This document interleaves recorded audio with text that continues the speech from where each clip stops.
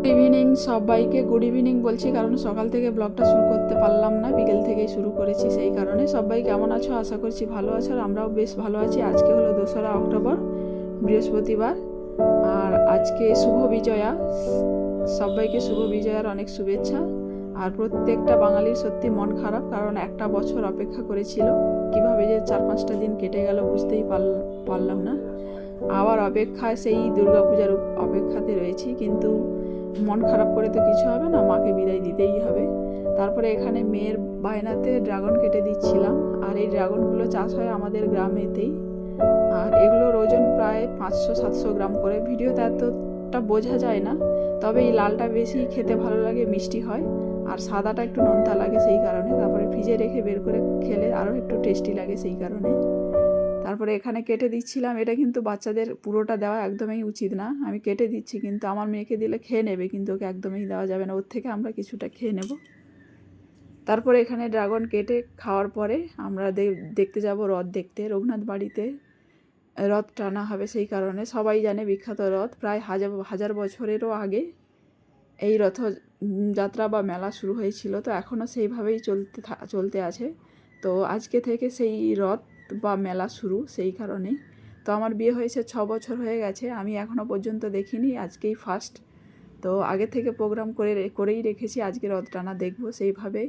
তো ড্রাগন কেটে এখান থেকে তাড়াহুড়ো করে আমরা বেরিয়ে যাব ওখানে। তো আমি আর মেয়ে বেরিয়ে চলে যাব, ওর বাবা পরে যাবে। আর অবশেষে দেখো আমরা মেলায় চলেই এসেছি, আর এখানে রথ টানা হচ্ছে। রথটা অনেক বড়, আর রাস্তাটা খারাপ, সেই কারণে আমাদের ধারণা ছিল হয়তো টানা হবে না, কিন্তু টানা হচ্ছে এখানে। আর বাতাসাগুলো এত জোরে জোরে ছুঁড়ছিল, কিন্তু আমরা অনেকটা দূরেই ছিলাম, তো যাদের মাথার উপর পড়ছে কী অবস্থা হচ্ছে কে জানে। যাই হোক, এখানে রথ টানা দেখে এসে আমরা কিন্তু ঘরে ফিরে এসে আমি রান্নাও বসিয়ে দিয়েছি। এখানে রাতের ডিনারে হবে ডাল আর আলু সেদ্ধ, এটাই হবে সিম্পল খাওয়া দাওয়া।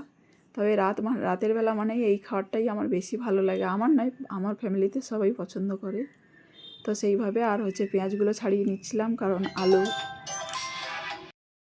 কারণ আমাদের আলু মাখতে গেলে কাঁচা পেঁয়াজ দিয়ে কেউ খায় না, হোমিওপ্যাথি ওষুধ খায় সেই কারণে। আর হোমিওপ্যাথি ওষুধ খাওয়া মানে কাঁচা পেঁয়াজ খাওয়া, ডাক্তার বারণ করে দেয়, সেই কারণে পেঁয়াজগুলো ভেজে নেব সেই কারণে। আর হচ্ছে কাঁচা পেঁয়াজ আর কাঁচা লঙ্কা, কারণ আমাদের শুকনো লঙ্কা কেউ পছন্দ করে না, তো সেই কারণে এবার পেঁয়াজ আর লঙ্কাটা ভাজা করে ডালটা সম্বার দিয়ে আর একটু ভেবে রেখেছি সিমুই বানাবো, কারণ শুভ বিজয়াতে তো মিষ্টি মুখ একটু করতেই হয়। বাড়িতে কোনো মিষ্টি ছিল না, সেই কারণে সিমুই বাড়িতে রাখা ছিল, তো ভেবে রেখেছি ওটাই করব। তো রাত অনেক হয়ে গেছে, যাই হোক আজকে যে যার ইচ্ছে করবে খেতে পারবে, আর না খেতে পারলে কালকে বাকিরা ফ্রিজে রাখা থাকবে, খেতে পারবে। আর এখানে দেখো পেঁয়াজ আর কাঁচা লঙ্কা ভেজে নিয়েছি। আর দুর্গাপূজা তোমাদের কেমন কাটলো অবশ্যই কমেন্ট বক্সে কমেন্ট করে জানাবে। কোথায় কোথায় ঘুরতে গেলে, আমরা কিন্তু সেরকমভাবে বেরোতে পারিনি, একদিন বেরিয়েছিলাম, অনেক জায়গা ঘুরেছি, তারপরে পাশের গ্রামে এইভাবেই আমাদের পুজোটা কেটেছে। দুর্গাপূজা তো শেষ হয়েই গেল, এবার হবে লক্ষ্মী পূজা। আমাদের বাড়িতে লক্ষ্মী পূজা হয়, আগের বছরও হয়েছিল, তো এইভাবে আবার সেই পুজো হবে। তো কেমনভাবে হবে অবশ্যই তোমাদেরকে কমেন্ট করে বা ভিডিওর মধ্যে দেখাবো। আর এখানে ডালটা হয়ে গেছে আমার, ডালটাকে নামিয়ে নিয়ে, আর বাঙালিদের পুজো তো এইভাবে চলতেই থাকবে। এবার লক্ষ্মী পুজো, তারপরে দুর্গা পুজো, তারপরে ভাইফোঁটা, এইভাবে চলতে থাকবে। তারপরে এখানে চালের বস্তা নিয়ে আসছিলো, সেই চালের বস্তাটাকে এবার বাপ বেটি মিলে ঢেলে দিচ্ছে, কারণ মেয়ে দেখেছো কতটা শান্ত, এরকম আর একটা বাচ্চা থাকলে কি অবস্থা হবে ঘরে। যাই হোক, একেই সামলানো খুবই কষ্টকর। তারপরে এখানে আলুটাকে মেখে নিচ্ছিলাম, এইভাবে গরম ছিল সেই কারণে চামচ দিয়ে আমি আলুটাকে ম্যাশ করে এবার ঠান্ডা হয়ে গেলে মেখে নেব। আর ওখানে সিমুইটা বসিয়ে দিয়েছি, সিমুইটা বসিয়ে দিয়ে আলুটা মেখে নিচ্ছি, কারণ এখন বাজে রাত 10টা মতো, আর সবাই তো খাবে সেই কারণেই। তারপরে বিশেষ করে আলুটা মাখা হয়ে গেলে ও বাড়িতে দিতে যেতে হবে। আর এখানে এদিক ওদিক দুদিক সামলিয়ে নিজেকে কাজ করতে হচ্ছে, কারণ প্রত্যেকটা বাড়ির বউদের বিশেষ করে রান্নার জায়গাটাই হচ্ছে মেন। তো আমারও ভালো লাগে রান্না করতে, তো সেইভাবে এবার সিমুইটা ওখানে বসিয়ে দিচ্ছি, বসিয়ে দিয়ে এর মধ্যে দিয়েছি কাজু কিশমিশ, আর হচ্ছে এলাচটা আমি দিতে ভুলে গিয়েছিলাম। আগে কাজু কিশমিশটাকে ঘির মধ্যে ভেজে নিয়েছি, তারপরে ঘিতে সিমুইটাকে ভেজে নিয়ে তেজপাতা কাজু কিশমিশ সমস্ত কিছুর সঙ্গে দুধ দিয়ে দিয়েছি, পুরোটাই দুধ দিয়ে হয়েছে। তারপরে এলাচটা আমি দিতে ভুলে গিয়েছিলাম। এলাচটা দিলে একটু ভালো সেন্ট সেন্ট লাগে। তবে মিষ্টিটা তোমরা যেমনভাবে পছন্দ করো সেভাবেই দিও। তো খেতে খুবই ভালো হয়েছিল। আর এখানে আলুটা মেখে নিচ্ছি, ওটা ওইদিকে হচ্ছে, আর আলুটা মেখে এবার ওখানে খাবার দিতে যাবে। খাবার দিতে যাবে বলতে আমাদের দুটো বাড়ি।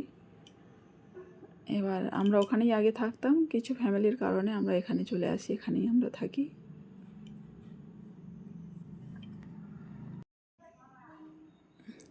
আলুটা মেখে এবার খাবার দাবারগুলো রেডি করে দিলে এবার ও দিতে যাবে ওখানে।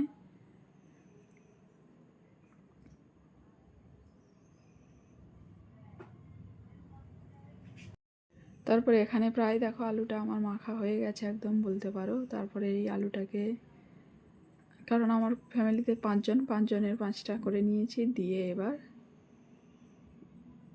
ভাতটা বেড়ে দিলেই ও নিয়ে চলে যাবে। এবার আমি সিমুইটা নামিয়ে নেব, ওটাও প্রায় হয়ে গেছে।